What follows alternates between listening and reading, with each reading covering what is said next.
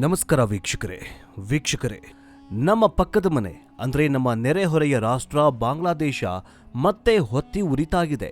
ಅಲ್ಲಿನ ಆಕಾಶ ಕಪ್ಪಗಾಗಿದೆ. ಅಲ್ಲಿನ ಗಾಳಿಯಲ್ಲಿ ರಕ್ತದ ವಾಸನೆ ಬರ್ತಾಗಿದೆ.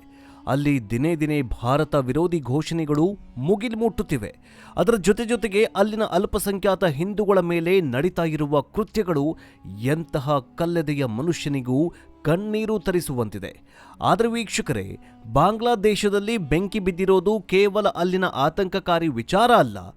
ಆ ಬೆಂಕಿಗೆ ತುಪ್ಪ ಸುರಿತಾ ಇರೋದು ಯಾರು ಗೊತ್ತಾ?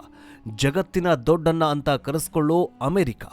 ಹೌದು, ಈ ವಿಚಾರದಲ್ಲಿ ಅಮೆರಿಕದ ಧೋರಣೆ ಇದೆಯಲ್ಲ, ಇದು ಸಮಸ್ತ ಭಾರತೀಯರಿಗೆ ಒಂದು ರೀತಿಯ ಆಶ್ಚರ್ಯವನ್ನು ಮಾತ್ರವಲ್ಲ, ಆಘಾತವನ್ನು ಹುಟ್ಟುಹಾಕಿದೆ. ಅಮೆರಿಕ ಯಾವತ್ತೂ ಕೂಡ ನಂಬೋದಕ್ಕೆ ಯೋಗ್ಯವಾದ ದೇಶ ಅಲ್ಲ. ಅವರು ಎರಡು ತಲೆ ಹಾವುಗಳು ಅನ್ನೋದು ಮತ್ತೆ ಪ್ರೂವ್ ಆಗಿದೆ. ಅಮೆರಿಕದಲ್ಲಿ ಬೈಡನ್ ಅಧಿಕಾರದಲ್ಲಿರಲಿ ಅಥವಾ ಟ್ರಂಪ್ ಅಧಿಕಾರಕ್ಕೆ ಬರಲಿ ಅಥವಾ ಅವರಪ್ಪನೇ ಅಧಿಕಾರಕ್ಕೆ ಬರಲಿ, ಭಾರತದ ವಿಚಾರದಲ್ಲಿ ಮತ್ತು ಹಿಂದೂಗಳ ವಿಚಾರಕ್ಕೆ ಅವರ ಮನಸ್ಥಿತಿ ಎಷ್ಟು ಕೀಳುಮಟ್ಟದ್ದು ಅನ್ನೋದು ಈಗ ಮತ್ತೆ ಜಗಜ್ಜಾಹೀರಾಗಿದೆ. ನಾನು ಯಾಕೆ ಬಾಂಗ್ಲಾದೇಶದ ವಿಚಾರದಲ್ಲಿ ಅಮೆರಿಕವನ್ನ ಎಳೆದು ತರ್ತಾ ಇದ್ದೀನಿ ಅಂತ ನಿಮಗನಿಸಬಹುದು. ಅದಕ್ಕೆ ಬಲವಾದ ಕಾರಣ ಇದೆ. ಟ್ರಂಪ್ ಎಲೆಕ್ಷನ್ಗೂ ಮುಂಚೆ ಏನ್ ಹೇಳಿದ್ರು? ನಾನು ಹಿಂದೂಗಳ ರಕ್ಷಣೆ ಮಾಡ್ತೀನಿ, ಬಾಂಗ್ಲಾದೇಶದ ಅಲ್ಪಸಂಖ್ಯಾತರ ಪರವಾಗಿರ್ತೀನಿ ಅಂತ ಭರವಸೆ ಕೊಟ್ಟಿದ್ರು. ಆದ್ರೆ ಈಗ ಆಗಿದ್ದೇನು? ಅವರ ಭರವಸೆ ಕಂಪ್ಲೀಟ್ ಆಗಿ ಹುಸಿಯಾಗಿದೆ. ಅಮೆರಿಕ ಸರ್ಕಾರ ಈಗ ಬಾಂಗ್ಲಾದೇಶದಲ್ಲಿರುವ ಆಡಳಿತಕ್ಕೆ ಅಂದ್ರೆ ಹಿಂದೂ ವಿರೋಧಿ ಯೂನಸ್ ಸರ್ಕಾರಕ್ಕೆ ಗಟ್ಟಿಯಾಗಿ ಬೆಂಬಲ ಕೊಟ್ಟು ನಿಂತಿದೆ. ಅಲ್ಲಿ ಹಿಂದೂಗಳ ಮೇಲೆ ಆಗ್ತಾ ಇರೋ ದೌರ್ಜನ್ಯದ ಬಗ್ಗೆ ಅಮೆರಿಕ ಜಾಣ ಕುರುಡುತನ ಪ್ರದರ್ಶನ ಮಾಡ್ತಾ ಇದೆ. ವೀಕ್ಷಕರೇ, ನಾನು ಪ್ರತಿ ವಿಡಿಯೋದಲ್ಲಿ ನಿಮಗೆ ರಿಕ್ವೆಸ್ಟ್ ಮಾಡ್ಕೊಳ್ತೀನಿ, ವಿಡಿಯೋ ಕೊನೆವರೆಗೂ ನೋಡಿ ಅಂತ. ಆದರೆ ಇವತ್ತು ರಿಕ್ವೆಸ್ಟ್ ಮಾಡ್ತಾ ಇಲ್ಲ, ಎಚ್ಚರಿಕೆ ಕೊಡ್ತಾ ಇದ್ದೀನಿ. ಈ ವಿಡಿಯೋವನ್ನ ನೀವು ಕೊನೆವರೆಗೂ ನೋಡಲೇಬೇಕು. ಯಾಕಂದ್ರೆ ಬಾಂಗ್ಲಾದೇಶದ ಈ ಬೆಳವಣಿಗೆ ಭಾರತೀಯರಿಗೆ, ಅದರಲ್ಲೂ ಹಿಂದೂಗಳಿಗೆ ಒಂದು ಎಚ್ಚರಿಕೆಯ ಗಂಟೆ. ಅದೇನೋ ಬಾಂಗ್ಲಾದೇಶ ನಮಗಿಂತ ದೂರ ಇದೆ, ಅಲ್ಲಿ ಹಿಂದೂಗಳು ಮೈನಾರಿಟಿ, ಅಲ್ಲೇನಾದ್ರೆ ನಮಗೇನು ಅಂತ ನೀವು ಸುಮ್ಮನೆ ಕೂತ್ರೆ ಖಂಡಿತವಾಗಲೂ ನಮಗೆ ಭವಿಷ್ಯದಲ್ಲಿ ನಾವು ಕೂಡ ಭಾರತದಲ್ಲಿಯೇ ಮೈನಾರಿಟಿ ಅರ್ಥಾತ್ ಅಲ್ಪಸಂಖ್ಯಾತರಾಗ್ತೀವಿ. ಬನ್ನಿ ಹಾಗಾದ್ರೆ ಅಮೆರಿಕ ಆಟ ಏನು? ಪಾಕಿಸ್ತಾನ ಚೈನಾ ಸೇರ್ಕೊಂಡು ಬಾಂಗ್ಲಾದೇಶವನ್ನ ಎತ್ತಿಕಟ್ಟಿ ಭಾರತದ ವಿರುದ್ಧ ಹೇಗೆ ಕತ್ತಿ ಮಸಿತಾ ಇದೆ, ಇದೆಲ್ಲದರ ಕುರಿತಂತೆ ಮೋದಿಯವರು ಯಾವ ತೆರನಾಗಿ ಬ್ರಹ್ಮಾಸ್ತ್ರವನ್ನ ಹೂಡಿದ್ದಾರೆ, ಈ ಎಲ್ಲ ಕುರಿತಂತೆ ಮಾಹಿತಿಯನ್ನ ಕೊಡ್ತಾ ಹೋಗ್ತೀವಿ. ಆದರೆ ಅದಕ್ಕಿಂತ ಮುಂಚೆ ಪ್ರಧಾನಿ ನರೇಂದ್ರ ಮೋದಿಯವರು ಯಾವ ನಿರ್ಧಾರ ಕೈಗೊಳ್ಳಬೇಕು? ಬಾಂಗ್ಲಾದೇಶವನ್ನ ಚಿಟಿಕೆ ಹೊಡೆಯೋದ್ರೊಳಗೆ ಸುಟ್ಟು ಭಸ್ಮ ಮಾಡಬಹುದು. ಹಾಗಾದ್ರೆ ಮೋದಿಯವರು ಯುದ್ಧಕ್ಕೆ ರಣಕಹಳೆ ಮೊಳಗಿಸಬೇಕಾ? ಕಮೆಂಟ್ ಮೂಲಕ ತಿಳಿಸಿ. ಬನ್ನಿ ವಿಡಿಯೋವನ್ನ ಶುರು ಮಾಡೋಣ. ಮೊದಲನೇದಾಗಿ ನಾವು ಅರ್ಥ ಮಾಡ್ಕೊಳ್ಬೇಕಾದದ್ದು ಅಮೆರಿಕದ ರಾಜಕೀಯವನ್ನ. ನಿಮಗೆಲ್ಲ ನೆನಪಿರಬಹುದು, ಡೊನಾಲ್ಡ್ ಟ್ರಂಪ್ ಈ ಬಾರಿಯ ಅಮೆರಿಕ ಚುನಾವಣಾ ಪ್ರಚಾರದ ಸಂದರ್ಭದಲ್ಲಿ ಬಾಂಗ್ಲಾದೇಶದ ವಿಚಾರವನ್ನ ಪದೇ ಪದೇ ಪ್ರಸ್ತಾಪ ಮಾಡಿದ್ರು. ದೀಪಾವಳಿ ಹಬ್ಬದ ಶುಭಾಶಯ ಕೋರುವ ನೆಪದಲ್ಲಿ ಒಂದು ಟ್ವೀಟ್ ಮಾಡಿದ್ರು. ಬಾಂಗ್ಲಾದೇಶದಲ್ಲಿ ಹಿಂದೂಗಳ ಮೇಲೆ, ಕ್ರೈಸ್ತರ ಮೇಲೆ ದಬ್ಬಾಳಿಕೆ ನಡೀತಾ ಇದೆ, ಲೂಟಿ ನಡೆಸಲಾಗ್ತಾ ಇದೆ, ಇದನ್ನ ನಾವು ಖಂಡಿಸ್ತೀವಿ. ಬೈಡನ್ ಸರ್ಕಾರ ಇದನ್ನ ನಿರ್ಲಕ್ಷ್ಯ ಮಾಡಿದೆ. ಆದ್ರೆ ನಾನು ಅಧಿಕಾರಕ್ಕೆ ಬಂದ್ರೆ ಬಾಂಗ್ಲಾದೇಶದ ಹಿಂದೂಗಳ ರಕ್ಷಣೆ ಮಾಡ್ತೀನಿ ಅಂತ ಹೇಳಿದ್ರು. ನಾವು ಅಂದ್ರೆ ಭಾರತದ ಹಿಂದೂಗಳು ಮತ್ತು ಅಮೆರಿಕದಲ್ಲಿರೋ ಎಷ್ಟೋ ಹಿಂದೂಗಳು ಇದನ್ನ ನಂಬಿದ್ವಿ. ಅಬ್ಬಾ, ಯಾರೋ ಒಬ್ರು ದೊಡ್ಡ ನಾಯಕ ನಮ್ಮ ಪರವಾಗಿ ಧ್ವನಿ ಎತ್ತದ್ರಲ್ಲ ಅಂತ ಖುಷಿ ಪಟ್ವಿ. ಅಮೆರಿಕದ ಎಷ್ಟೋ ಹಿಂದೂ ಸಂಘಟನೆಗಳು ಟ್ರಂಪ್ಗೆ ಬೆಂಬಲ ಕೊಟ್ವು. ಆದ್ರೆ ಟ್ರಂಪ್ ಗೆದ್ದ ಮೇಲೆ ಏನಾಯ್ತು? ಅಧಿಕಾರಕ್ಕೆ ಬಂದ ತಕ್ಷಣ ಟ್ರಂಪ್ ಅವರ ವರಸೆ ಬದಲಾಯಿತು. ಭಾರತದ ಪ್ರಧಾನಿ ನರೇಂದ್ರ ಮೋದಿ ಅವರನ್ನ ಕರೆಸಿ ಮಾತಾಡಿದ್ರು ನಿಜ. ಆಗ ಪತ್ರಕರ್ತರು ಬಾಂಗ್ಲಾದೇಶದ ಹಿಂಸಾಚಾರದ ಬಗ್ಗೆ ನಿಮ್ಮ ನಿಲುವೇನು ಅಂತ ಕೇಳಿದಾಗ ಟ್ರಂಪ್ ಕೊಟ್ಟ ಉತ್ತರ ಏನ್ ಗೊತ್ತಾ? ಬಾಂಗ್ಲಾದ ವಿಚಾರವನ್ನ ಪ್ರಧಾನಿ ನರೇಂದ್ರ ಮೋದಿ ಅವರು ಹ್ಯಾಂಡಲ್ ಮಾಡ್ತಾರೆ, ನಾವೇನು ಅದಕ್ಕೆ ತಲೆ ಕೆಡಿಸ್ಕೊಳ್ಳಲ್ಲ ಅಂತ ಜಾರಿಕೊಂಡಿದ್ರು. ಅಂದ್ರೆ ಎಲೆಕ್ಷನ್ಗೆ ಮುಂಚೆ ಇದ್ದ ಕಾಳಚಿ ಎಲೆಕ್ಷನ್ ಗೆದ್ದ ನಂತರ ಮಾಯವಾಯಿತು. ಇನ್ನೂ ಒಂದು ಹೆಜ್ಜೆ ಮುಂದೆ ಹೋಗಿ ನೋಡಿದ್ರೆ ಅಮೆರಿಕದ ಈಗಿನ ಬೈಡನ್ ಆಡಳಿತ ಮತ್ತು ಟ್ರಂಪ್ ಟೀಮ್ ಕೂಡ ಬಾಂಗ್ಲಾದೇಶದ ಈಗಿನ ಸರ್ಕಾರದ ಜೊತೆ ಅಂಟಿಕೊಂಡಿದೆ. ಬಾಂಗ್ಲಾದೇಶದಲ್ಲಿ ಈಗ ಇರೋದು ಮೊಹಮ್ಮದ್ ಯೂನಸ್ ನೇತೃತ್ವದ ಹಂಗಾಮಿ ಸರ್ಕಾರ. ಈ ಯೂನಸ್ ಯಾರು? ಈತ ಟ್ರಂಪ್ ಅವರ ಕಟ್ಟ ವಿರೋಧಿ ಅಂತ ಜಗತ್ತಿಗೆ ಗೊತ್ತು. ಆದರೂ ಕೂಡ ಅಮೆರಿಕದ ವ್ಯವಸ್ಥೆ ಯೂನಸ್ ಸರ್ಕಾರವನ್ನೇ ಯಾಕೆ ಬೆಂಬಲಿಸ್ತಾ ಇದೆ? ಯಾಕಂದ್ರೆ ಅಮೆರಿಕಾಗೆ ಬಾಂಗ್ಲಾದೇಶದಲ್ಲಿ ಪ್ರಜಾಪ್ರಭುತ್ವ ಬೇಕಾಗಿಲ್ಲ, ಹಿಂದೂಗಳ ರಕ್ಷಣೆ ಬೇಕಾಗಿಲ್ಲ. ಅವರಿಗೆ ಬೇಕಾಗಿರೋದು ಒಂದು ಕೈಗೊಂಬೆ ಸರ್ಕಾರ, ನಮ್ಮ ಮಾತು ಕೇಳು ಸರ್ಕಾರ. ಭಾರತವನ್ನ ಕಂಟ್ರೋಲ್ ಮಾಡಲು ಮತ್ತು ಚೀನಾವನ್ನ ಎದುರಿಸಲು ಬಾಂಗ್ಲಾದೇಶದ ನೆಲವನ್ನ ಬಳಸಿಕೊಳ್ಳುವುದು ಅಮೆರಿಕ ಟ್ರಂಪ್ನ ಅಜೆಂಡಾ. ಅದಕ್ಕಾಗಿಯೇ ಅವರು ಹಿಂದೂಗಳ ಹೆಣದ ಮೇಲೆ ರಾಜಕೀಯ ಮಾಡುವುದಕ್ಕೂ ರೆಡಿ ಇದ್ದಾರೆ. ಇದಕ್ಕೆ ಬೆಸ್ಟ್ ಉದಾಹರಣೆ ಅಂತಂದ್ರೆ ಟ್ಯಾರಿಫ್ ತೆರಿಗೆ ವಿಚಾರ. ಟ್ರಂಪ್ ಹೇಳ್ತಾರೆ ನರೇಂದ್ರ ಮೋದಿ ನನ್ನ ಬೆಸ್ಟ್ ಫ್ರೆಂಡ್ ಅಂತ. ಆದರೆ ಭಾರತದಿಂದ ಅಮೆರಿಕಕ್ಕೆ ಹೋಗುವ ವಸ್ತುಗಳ ಮೇಲೆ ಅವರು ಹಾಕಿರೋ ತೆರಿಗೆ ಎಷ್ಟು ಗೊತ್ತಾ? ಸುಮಾರು 50% ತೆರಿಗೆ ಹಾಕಿದ್ದಾನೆ ಇದೇ ಟ್ರಂಪ್. ಅದೇ ಬಾಂಗ್ಲಾದೇಶದಿಂದ ಬರುವಂತಹ ವಸ್ತುಗಳಿಗೆ ಅಮೆರಿಕ ಹಾಕಿರೋದು ಕೇವಲ 20% ತೆರಿಗೆ. ಯೋಚನೆ ಮಾಡಿ, ಯಾವ ದೇಶದಲ್ಲಿ ಪ್ರಜಾಪ್ರಭುತ್ವ ಕಗ್ಗೊಲೆಯಾಗಿದೆಯೋ, ಯಾವ ದೇಶದಲ್ಲಿ ಅಲ್ಪಸಂಖ್ಯಾತರ ನರಮೇಧ ನಡೀತಾ ಇದೆಯೋ ಅಂತಹ ದೇಶಕ್ಕೆ ಅಮೆರಿಕ ರಿಯಾಯಿತಿ ಕೊಡುತ್ತೆ. ಆದರೆ ಪ್ರಜಾಪ್ರಭುತ್ವ ಇರುವಂತಹ ದೇಶಕ್ಕೆ ಅಂದರೆ ಭಾರತಕ್ಕೆ ಬಿಸಿ ಮುಟ್ಸತ್ತೆ. ಇದೆಂಥ ಸ್ನೇಹ, ಇದಂಥ ನ್ಯಾಯ ಅಂತ ಪ್ರಶ್ನೆ ಮೂಡ್ತಾ ಇದೆ. ಈಗ ಇತ್ತೀಚಿನ ದಿನಗಳಲ್ಲಿ ಒಂದು ಶಾಕಿಂಗ್ ಘಟನೆಯೂ ಕೂಡ ಹೇಳ್ತೀನಿ ಕೇಳಿ. ಇದು ಅಮೆರಿಕದ ನಿಜವಾದ ಬಣ್ಣವನ್ನ ಬಯಲು ಮಾಡಿದೆ. ಬಾಂಗ್ಲಾದೇಶದಲ್ಲಿ ಒಬ್ಬ ವ್ಯಕ್ತಿ ಇದ್ದ. ಅವನ ಹೆಸರು ಉಸ್ಮಾನ್ ಹಾದಿ. ಈತ ಯಾರು? ಇವನು ಒಬ್ಬ ಸಮಾಜ ಸೇವಕನ ಅಥವಾ ಸ್ವತಂತ್ರ ಹೋರಾಟಗಾರನ? ಖಂಡಿತ ಅಲ್ಲ. ಇವನೊಬ್ಬ ಪಕ್ಕಾ ಉಗ್ರಗಾಮಿ ಮನಸ್ಥಿತಿಯ ಮೂಲಭೂತವಾದಿ. ಈ ಉಸ್ಮಾನ್ ಹಾದಿಯ ಹಿನ್ನೆಲೆ ನೋಡಿದ್ರೆ ನಿಮಗೆ ಅರ್ಥವಾಗತ್ತೆ. ಇವನು ಶೇಖ್ ಹಸೀನಾ ಅವರ ಸರ್ಕಾರದ ವಿರುದ್ಧ ಜನರನ್ನ ಎತ್ತಿಕಟ್ತಾಗಿದ್ದ. ಹಸೀನಾ ಭಾರತಕ್ಕೆ ಬಂದು ಆಶ್ರಯ ಪಡೆದ ಮೇಲೆ ಭಾರತ ವಿರುದ್ಧ ವಿಷಕಾರುವುದಕ್ಕೆ ಶುರು ಮಾಡ್ದ. ಇವನು ಎಷ್ಟರ ಮಟ್ಟಿಗೆ ಭಾರತ ದ್ವೇಷಿಯಾಗಿದ್ದ ಅಂದ್ರೆ ಇವನು ಸೋಷಿಯಲ್ ಮೀಡಿಯಾದಲ್ಲಿ ಒಂದು ಮ್ಯಾಪ್ ಅನ್ನ ಪ್ರಚಾರ ಮಾಡ್ತಾಗಿದ್ದ. ಆ ಮ್ಯಾಪ್ನಲ್ಲಿ ಏನಿತ್ತು ಗೊತ್ತಾ? ಗ್ರೇಟರ್ ಬಾಂಗ್ಲಾದೇಶ ಅಂದ್ರೆ ಭಾರತದ ಪಶ್ಚಿಮ ಬಂಗಾಳ, ಬಿಹಾರ, ಒಡಿಶಾ ಮತ್ತು ಈಶಾನ್ಯ ರಾಜ್ಯಗಳನ್ನ ಬಾಂಗ್ಲಾದೇಶಕ್ಕೆ ಸೇರಿಸಿಕೊಂಡು ಒಂದು ದೊಡ್ಡ ಇಸ್ಲಾಂ ರಾಷ್ಟ್ರ ಮಾಡಬೇಕು ಅನ್ನೋದು ಇವನ ಮತ್ತು ಇವನ ಸಂಘಟನೆಯ ಕನಸಾಗಿತ್ತು. ಇಂತಹ ದೇಶದ್ರೋಹಿ ಮತ್ತು ಭಾರತ ವಿರೋಧಿ ವ್ಯಕ್ತಿ ಈತ.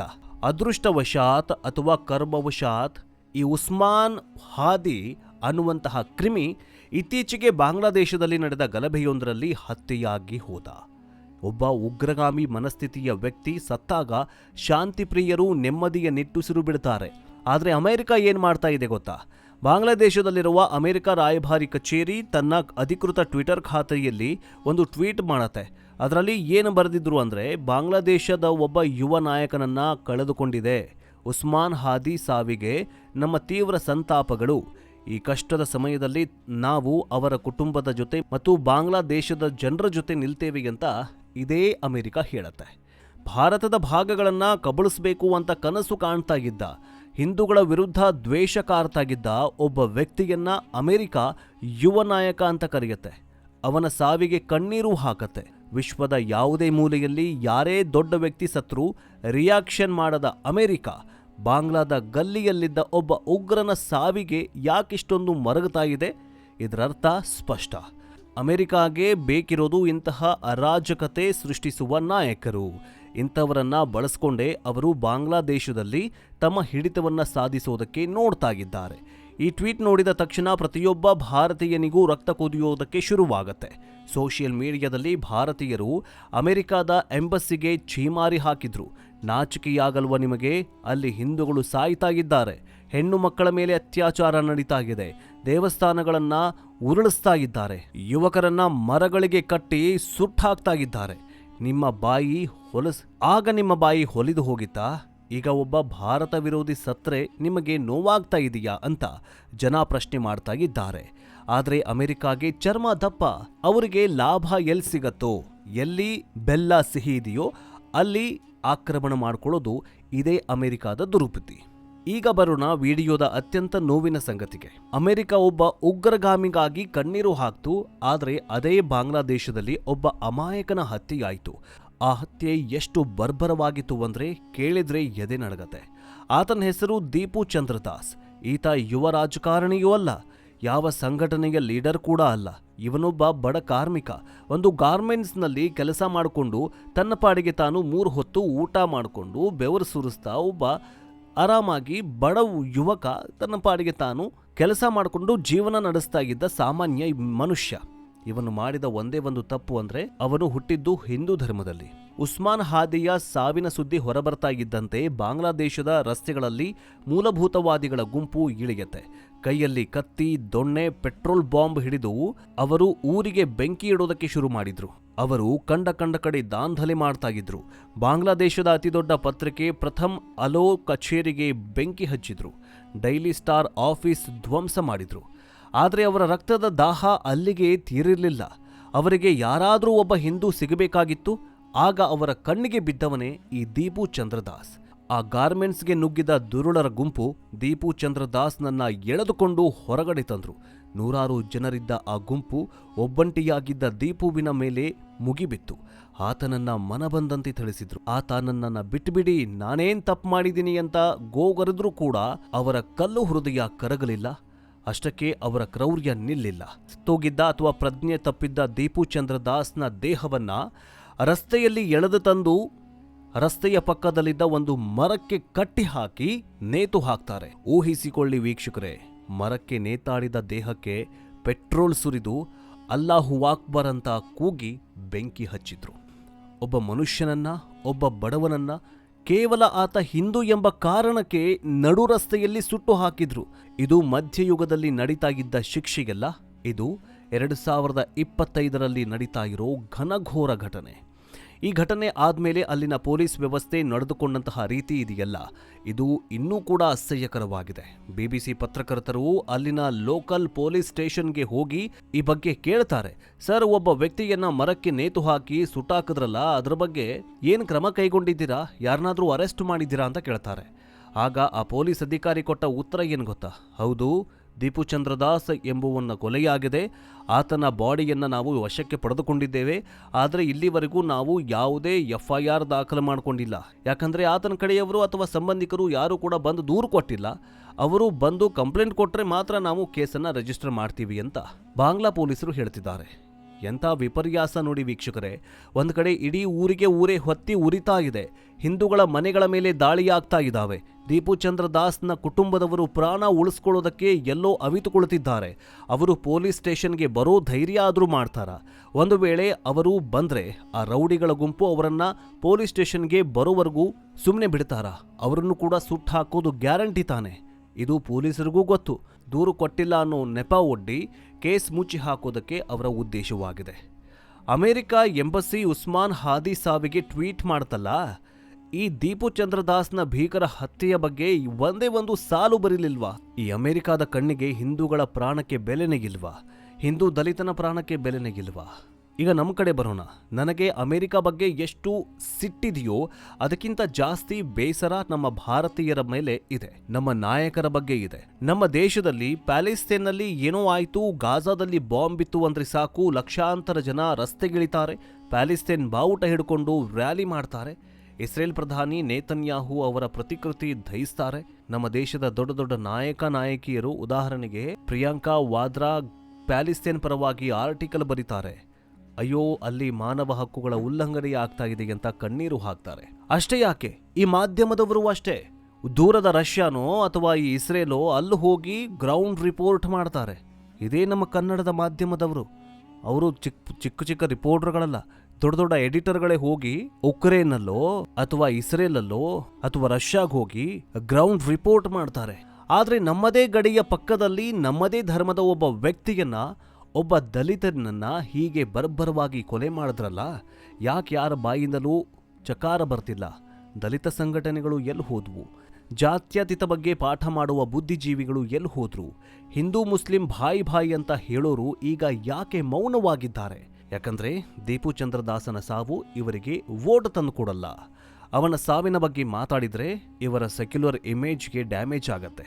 ಅದಕ್ಕೆ ಇವರೆಲ್ಲ ಬಾಯಿಗೆ ಬೇಗ ಹಾಕೊಂಡು ಕೂತ್ಕೊಂಡಿದ್ದಾರೆ. ಇದೇ ನೋಡಿ ವೀಕ್ಷಕರೇ, ನಮ್ಮ ದೌರ್ಭಾಗ್ಯ ಅಂದರೆ ನಮ್ಮ ಮನೆಗೆ ಬೆಂಕಿ ಬೀಳೋವರೆಗೂ ನಮಗೆ ಎಚ್ಚರ ಆಗೋದಿಲ್ಲ. ನಾವು ಆ ಪ್ರಮಾಣದಲ್ಲಿ ಮತಿಭ್ರಷ್ಟರಾಗಿದ್ದೀವಿ. ನಮ್ಮಲ್ಲಿ ಬೆತ್ತಲಾದ ಜಾತ್ಯತೀತ ಅನ್ನೋ ವಿಷಬೀಜ ನಮ್ಮ ಮೆದುಳನ್ನು ಮರಗಟ್ಟಿಸಿದೆ. ಇವತ್ತು ಬಾಂಗ್ಲಾದೇಶದಲ್ಲಿ ಹಿಂದೂಗಳ ಜನಸಂಖ್ಯೆ ಕೇವಲ 7%ಗೆ ಇಳಿದಿದೆ. 1947ರಲ್ಲಿ ಇದು 30% ಆಗಿತ್ತು. ಇನ್ನೂ 10 ವರ್ಷ ಬಿಟ್ಟರೆ ಬಾಂಗ್ಲಾದೇಶದಲ್ಲಿ ಹಿಂದೂಗಳೇ ಇರೋದಿಲ್ಲ. ಅವರೆಲ್ಲ ನಾಮಾವಶೇಷ ಹಾಕೋಗ್ಬಿಡ್ತಾರೆ. ಕೊನೆಯದಾಗಿ ನಾನು ಹೇಳೋದು ಇಷ್ಟೇ, ಬಾಂಗ್ಲಾದೇಶದಲ್ಲಿ ನಡೀತಾ ಇರೋದು ಕೇವಲ ಅಲ್ಲಿನ ಸಮಸ್ಯೆಯಲ್ಲ, ಇದು ಭಾರತದ ಭವಿಷ್ಯದ ಮುನ್ಸೂಚನೆ. ಅಮೆರಿಕದಂತಹ ದೇಶಗಳು ತಮ್ಮ ಲಾಭಕ್ಕಾಗಿ ಅಲ್ಲಿನ ಉಗ್ರಗಾಮಿಗಳಿಗೆ ಸಪೋರ್ಟ್ ಮಾಡ್ತಾ ಇದ್ದಾವೆ. ಅವರಿಗೆ ಭಾರತದ ಹಿತಾಸಕ್ತಿ ಮುಖ್ಯ ಅಲ್ಲ. ಒಂದು ವೇಳೆ ನಾವು ಈಗಲೇ ಎಚ್ಚೆತ್ತುಕೊಳ್ಳದೆ ಹೋದರೆ ಇದೇ ಪರಿಸ್ಥಿತಿ ಭಾರತದಲ್ಲೂ ಬರೋದಕ್ಕೆ 100 ವರ್ಷ ಬೇಕಾಗಿಲ್ಲ.